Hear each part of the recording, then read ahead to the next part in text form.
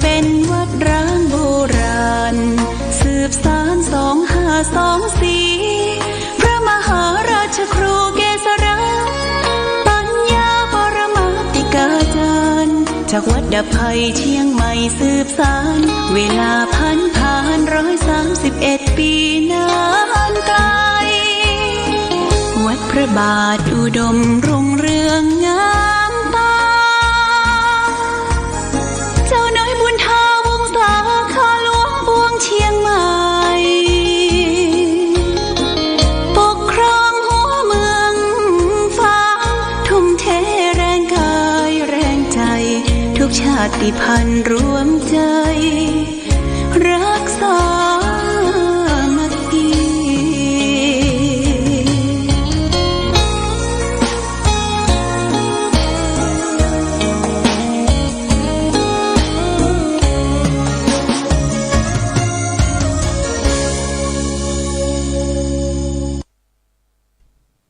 เจริญสุข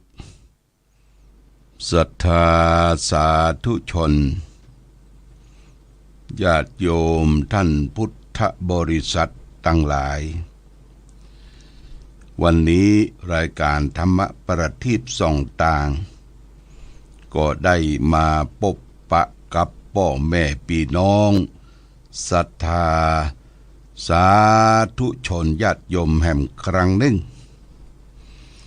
วันนี้เป็นวันอังคารที่12เดือนมีนาคมพุทธศักราช2567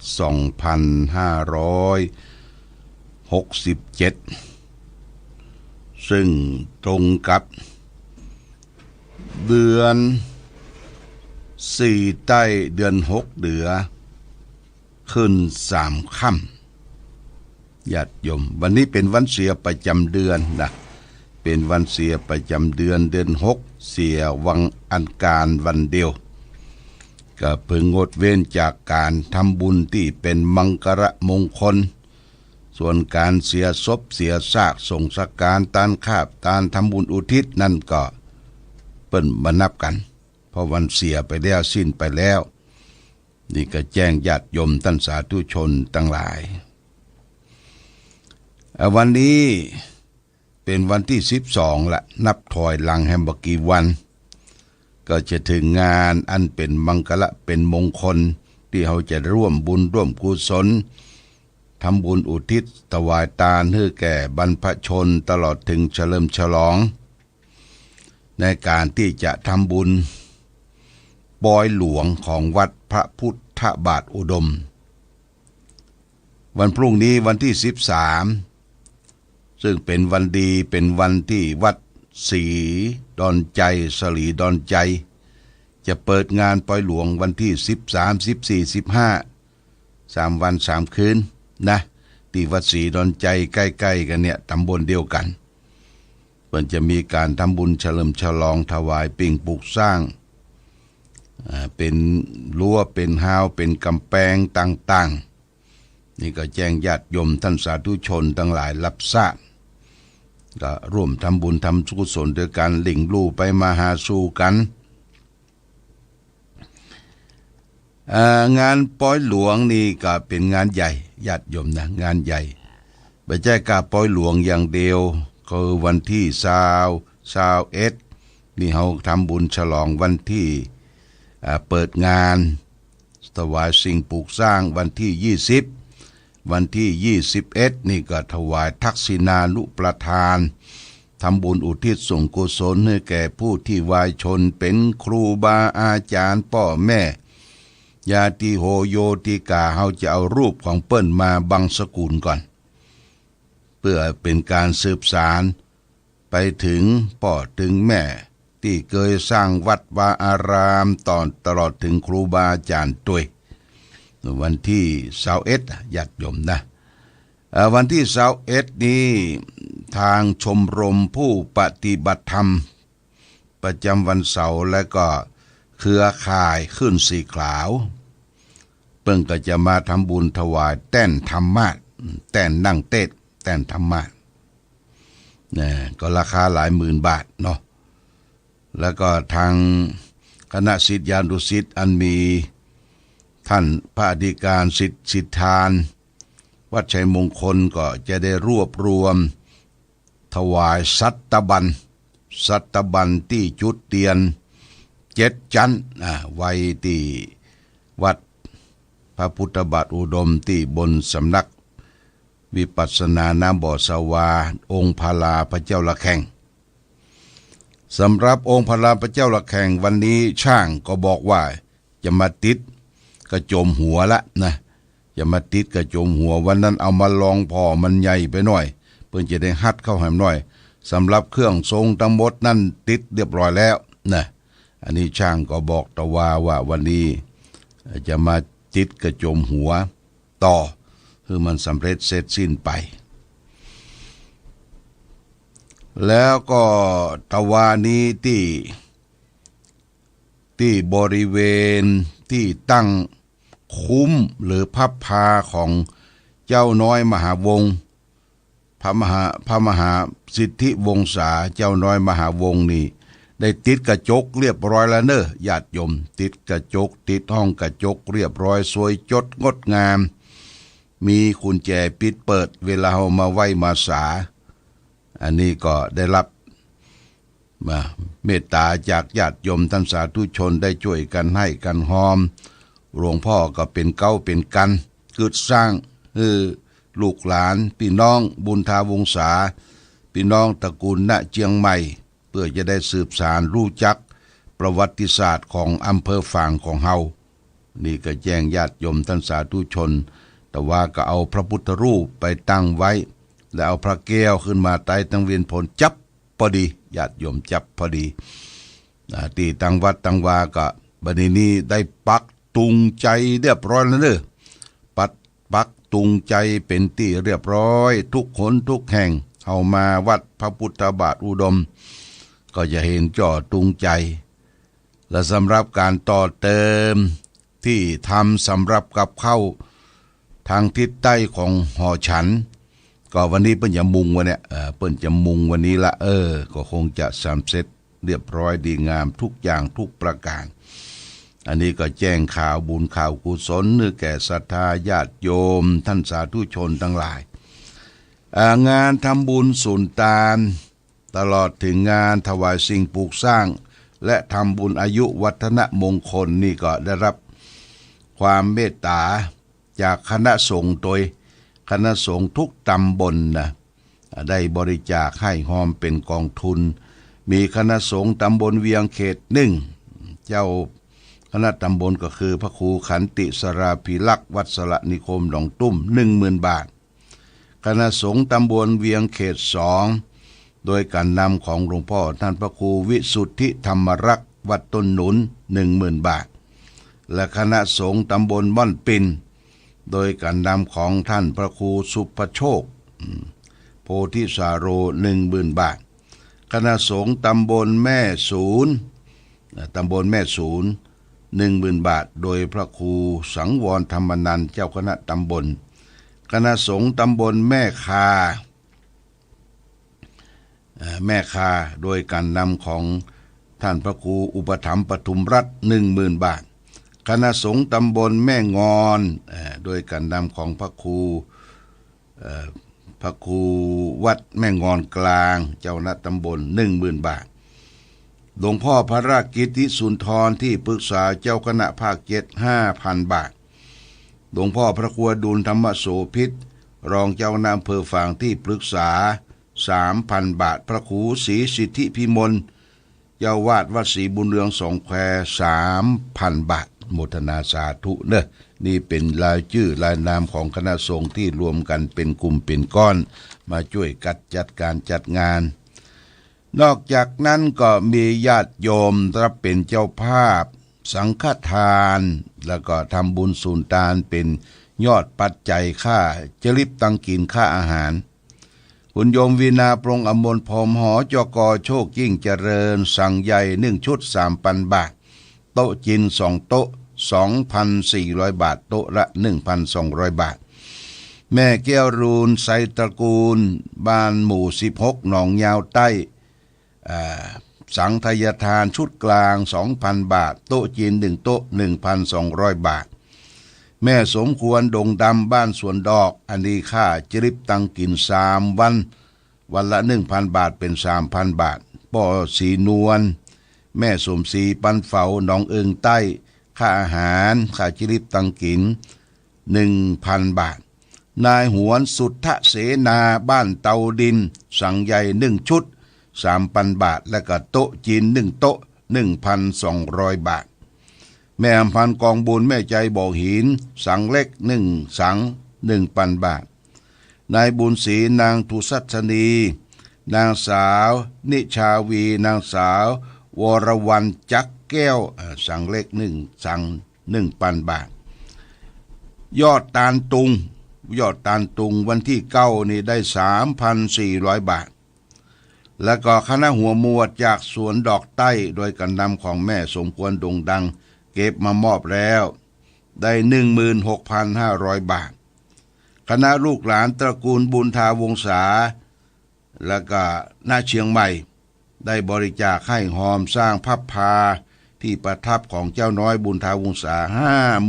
56,400 บาทแม่ลัดดาอากาเรียนว่านบังดินลีละปูน 1,000 บาท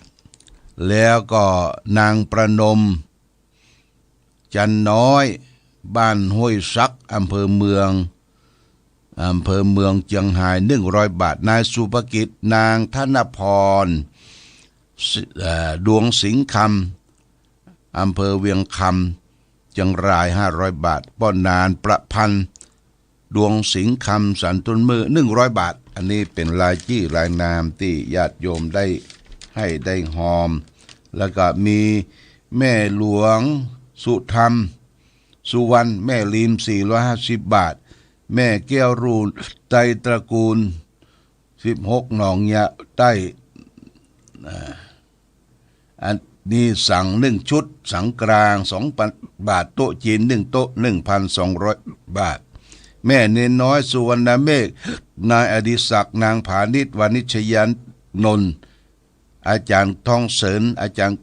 กองจิตอินทจักรพร้อมด้วยครอบครัวดีได้ถวายซุ้มเสมา1 ซุ้ม 5,000 บาทสังใหญ่1 สัง 1 ชุด 3,000 บาทแล้วก็มุทิตาในงานวันเกิดหลวงพ่อแหม 1,000 บาทโมทนาสาธุเนอคุณระพีพันธ์เครือโยอันนี้รับเจินเจ้าฟ้าไฟระยะเอาเงินปัจจัยมาออกแล้ว 3,500 บาทพ่อบุญธรรมแม่รัตนาสิงห์คำฟั่นบ้านปงหนองเวียงป่าเป้าอันนี้หน้าต่าง1 ชุด 3,500 บาทคุณปราณีปัญโยเมืองเชียงใหม่สังใหญ่1 ชุด 3,000 บาทคุณปราณีปัญโยสังเล็ก1 ชุด 2,000 บาทแม่หลวงอุทุมพรเรียนคำจันทร์สังเล็ก1 ชุด 1,000 บาทแม่นิพามุนเทียนบ่อนปิ่นสังเล็ก1 ชุด 1,000 บาทคุณครูทิลินรัตนดาวทิตะธัญบูรณ์สังเล็ก1 สัง 1,000 บาทปอมหมออินทร์แม่จงดีเชื้อกันทา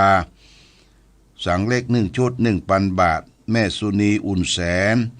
บ้านท่าเดือสันปะตอง200 บาทแม่อุ้ยสั้นสินสุรินทร์บ้านห้วยซักอเมืองเชียงราย100 บาทนางเรนูทาจีนาบ้านห้วยซักอเมืองเชียงใหม่100 บาทแม่คำแปงคำมาบ้านห้วยซักเชียงราย100 บาทแล้วก็นางประนอมจันน้อยบ้านห้วยซักอเมืองเชียงใหม่100 บาทนายสุภกิจนางธนพรดวงสิงห์คำเชียงคำ500 บาทและปนานประพันธ์ดวงสิงห์คำสันตุมือ100 บาทเนอะโมทนาสาธุกับทุกท่านทุกคนที่ได้ร่วมบุญร่วมกุศลปัจจัยทั้งหลายทั้งมวลนั้นก็จะเอาไปรวมไว้ที่ในธนาคารเวลามีการมีงานเขาก็เบิกจ่ายมาทำบุญสุนทานคือมันสำเร็จสิ้นเรียบร้อยนะเรียบร้อยได้ญาติโยมนะวันที่21 วันที่21นี้ทางกลุ่มชมรมขึ้นสีขาวที่ได้รับเป็นเจ้าภาพแท่นเทศหรือแท่นธรรมาสเนี่ยญาติโยมสวยจดงดงามราคา 5-6 หมื่นบาทเพื่อก็จะได้รวบรวมมาตานในวันที่21วันทำบุญทักษิณาตาน นี่แจ้งญาติโยมท่านสาธุชนทั้งหลายรับทราบโดยแล้วก็วันที่22นี่ก็จะมีการสืบโหราจตาเครื่องโหราจตาปีนี้ได้รับความเมตตาจากรองเจ้าคณะอำเภอแม่สวยนะเปิ้นได้รับบอกคือลูกศิษย์ลูกหาได้จัดทำจัดทำแล้วก็เอามาแต่งวันนั้นไปปะเปิ้นที่เปิ้นสืบชะตาที่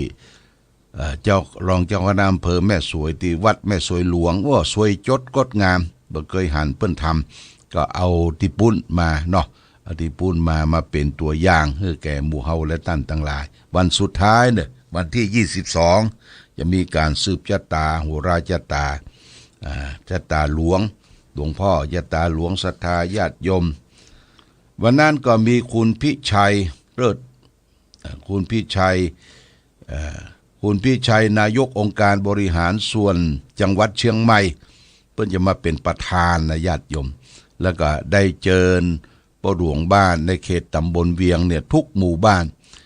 ได้แต่งเนื้อแต่งตัวครบเครื่องในสีกากีมาเป็นเกียรติเป็นกำลังใจและก็พ่อกำนันทุกหมู่บ้าน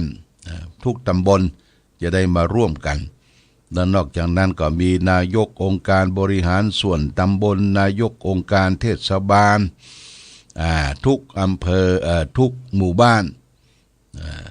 ในส่วนท้องถิ่นจะได้มาร่วมกันได้เรียนเชิญท่านอำเภอฝางมาร่วมกันเพราะว่ามีท่านนายกองค์การบริหารส่วนจังหวัดเชียงใหม่จะมาเป็นประธานในงานทำบุญอายุวัฒนมงคลวันที่22ซึ่งครบ6 รอบ72 ปีญาติโยมท่านสาธุชนทั้งหลายแจ้งบุญแจ้งกุศลให้ศรัทธาท่านทั้งหลายได้รับทราบวันนี้ก็จะเอาสารธรรมที่เป็นคุณธรรมเป็นธรรมะ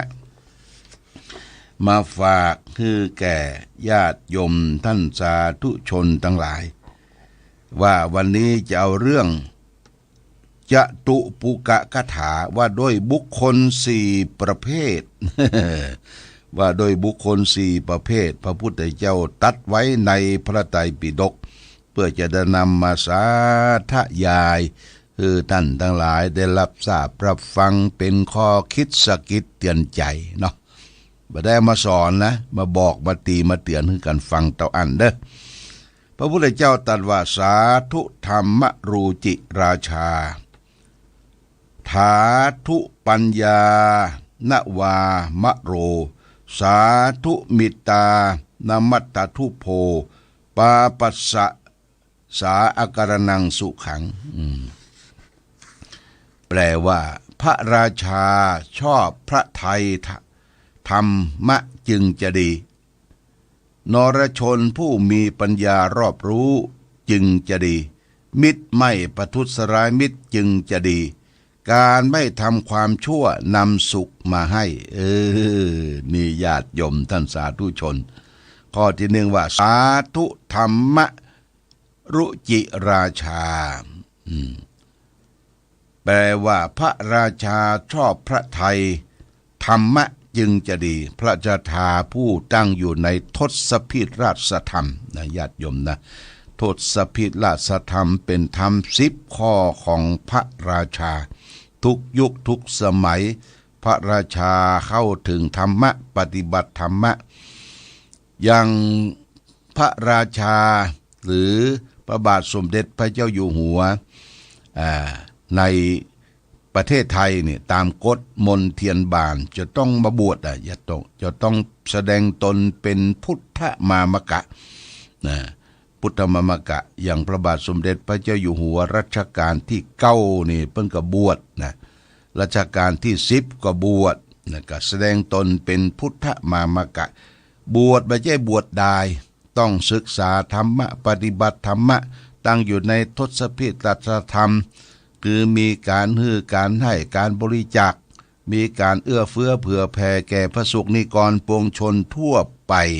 นี่สาธุธรรมรุจิราชาพระราชาชอบประทับธรรม เป็นพระธรรมมีธรรมะจึงจะดีนี่สมควรญาติโยมนะ ต่อไปสาธุปัญญายะวานโรนรชนผู้มีปัญญารอบรู้จึงจะดีนี่เป็นว่าคนสี่ประเภทหนึ่งพระราชาประเภทที่สองก็คือนรชนผู้มีปัญญารอบรู้ในธรรมะรอบรู้ในกิจการงานทุกอย่างรู้ว่าเกิดมาทำไมและจะไปที่ไหนถึงวันให้ทำประโยชน์อย่างทั้งประโยชน์ตนและประโยชน์ท่านอันนี้ว่านรชนผู้มีปัญญารอบรู้จึงจะดีนะคือเขาจะต้องศึกษาร่ำเรียนศึกษาหาประสบการณ์เรียนรู้แก้ไขชีวิตของตนเองนรชนผู้มีปัญญาเนี่ยเป็นประเภทที่สองถึงจะดีต่อไปสาธุมิตานมัตทุโพมิตรไม่ประทุษร้ายมิตรจึงจะดีนะมิตรคือเพื่อนฝูงมิตรแท้มิตรเทียมอันนี้อู้ถึงมิตรแท้นะเพราะว่ามิตรแท้เนี่ยไม่คิดประทุษร้ายมิตรจึงจะดีบ่ใช่ว่าหน้าตาอันยังอู้กันไปแหมยังกำปากกำจาไปแหมยังแต่ใจคดเดียวบางคนนี่ตีท้ายครัวญาติโยมตีท้ายครัวเป็นมิตรเป็นเพื่อนเป็นฝูงเพอบ่ได้ไปจับไปยุบไปกำเมียเปิ้นเมียปิดตัวเก่าเพื่อนตัวเก่าเนี่ยอัลโลอันนี้บดีแตะเลยบดีแตะมิตรไม่ประทุษร้ายมิตรซึ่งกันและกันจะไปข่มเหงกันเองร้ายแบ่งกันช่วยเหลือเฟื้อฟายอนุเคราะห์สงเคราะห์เมื่อทุกข์ได้ยากลำบากเป็นมิตรแท้อยู่ด้วยกันมีความสุขอันนี้ฝากไว้นะเปิ้นว่าสาธุมิตตามัททุโพมิตรไม่ควรประทุษร้ายมิตรจึงจะดีแล้วว่ายกย่องเทิดทูนว่าเป็นคนดีสุดท้ายปาปัสสะอาการนังปาปัสสะกะระนังสุขังการไม่ทำความชั่วนำความสุขมาให้อันนี้เป็นหัวใจแตะเด้อการไม่ทำความชั่วคือทางทุจริตทางกายทางวาจาและทางใจความชั่วทางกายก็คือฆ่าสัตว์ตัดชีวิตเบียดเบียนสัตว์เล็กสัตว์น้อยประพฤติลักโลภยิบฉวยขโมยของคนอื่นและประพฤติผิดในกามล่วงละเมิดของรักของชอบใจคนอื่นเขานี่ว่าประพฤติชั่วทางกายประพฤติชั่วทางวาจาเป็นคนปดมดเท็จพูดเท็จพูดส่อเสียดพูดคำหยาบพูดเพ้อเจ้อเหลวไหลไร้สาระมาตั้งอยู่ในสัจธรรมกำจานี่ประพฤติชั่วทางวาจาและสุดท้ายประพฤติชั่วทางใจก็บ่คิดโลภคนที่ประพฤติชั่วนะคิดโลภอยากได้ของคนอื่นเขาคิดโลภอยากได้ของคนอื่นเขาคิดพยาบาท ปองร้ายเขาและเห็นพิษไปตามทำนองครองธรรมเห็นว่าทำดีบ่ได้ดีทำชั่วได้ดีเป็นต้นผู้มีความคิดอย่างนี้เป็นความคิดพิษต่างจิตต่างใจทางกายวาจาใจเนี่ยบ่ควรที่จะทำความชั่วและเมื่อเว้นจากการทำความชั่วทางกายวาจาใจและความสุขก็จะนำมาสู่ให้ความสุขก็จะนำมาให้อันนี้เป็นหลักคิดคือแก่ศรัทธาญาติโยมท่านสาธุชนทั้งหลายที่จะได้น้อมนำมาประพฤติปฏิบัติว่าบุคคลสี่ประเภทที่หนึ่งก็พระราชาผู้มีธรรมะปกครองด้วยธรรมประเภทที่สองนรชนผู้มีปัญญารอบรู้ถึงจะดีประเภทที่สามมิตรไม่ประทุษร้ายมิตรจึงจะดีประเภทที่สี่การไม่ทำความชั่วนำสุขมาให้มีฝากเป็นหลักคิดหรือแก่ศรัทธาสาธุชนญาติโยมท่านพุทธบริษัททั้งหลายไว้คิดพิจารณาดำเนินชีวิตไปตามที่เราได้ประพฤติปฏิบัติกรรมลิขิตชีวิตของเรามีด้วยกรรมอยู่ด้วยกรรมแล้วก็สร้างด้วยกรรมต่อไปขอให้เราได้ทำแต่กรรมดีทำแต่กุศลกรรมเว้นจากทำกรรมชั่ว ทางกายวาจาและใจเราก็จะมีความสุขทั้งโลกนี้ปัจจุบันนี้และโลกหน้าและโลกตลอดไปคือโลกแห่งความสุขคือพระนิพพานอย่างนี้เป็นต้นฝากเป็นหลักคิดคือแก่ศรัทธาญาติโยมท่านสาธุชนทั้งหลายขอท่านทั้งหลายจงมีความสุขความเจริญความรุ่งเรืองความวัฒนาถาวรสมดังปอน4ประการคือมีอายุมั่นขวัญยืนให้ได้มีผิวพรรณวรรณะอันผ่องอันใสคือได้มีความสุขกายสบายใจให้มีพลานามัยสมบูรณ์นั้นเหมือนกันทุกรูปทุกท่านทุกคนโดยเถิด